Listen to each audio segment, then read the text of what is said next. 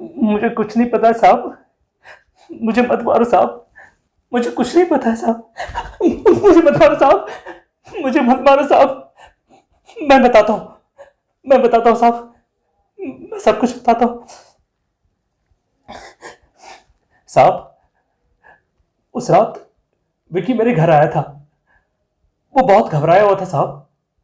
मैंने उससे पूछा कि क्या हुआ है। उसने मुझे कुछ नहीं बताया। वो सिर्फ बोला साहब कि तुम्हारी गाड़ी कहाँ है। साहब, मैं घबरा गया था।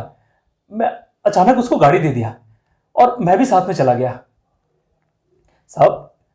वो वो जंगल के रास्ते मुझे ले गया और जंगल में जो गुफा है साहब, वहां पे गाड़ी रोक दिया।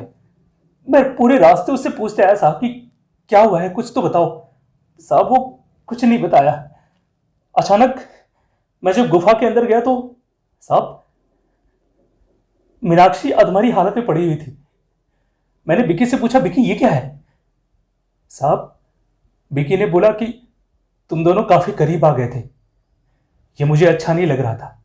इतना कहते कहते उसने एक लोहे का सरिया उठाया और मीनाक्षी के माथे पर मार दिया साहब। मीनाक्षी वहीं मर गई। साहब, वो वो मुझे भी मारने की कोशिश किया साहब। ये देखिए साहब, मैं बहुत डर गया था साहब।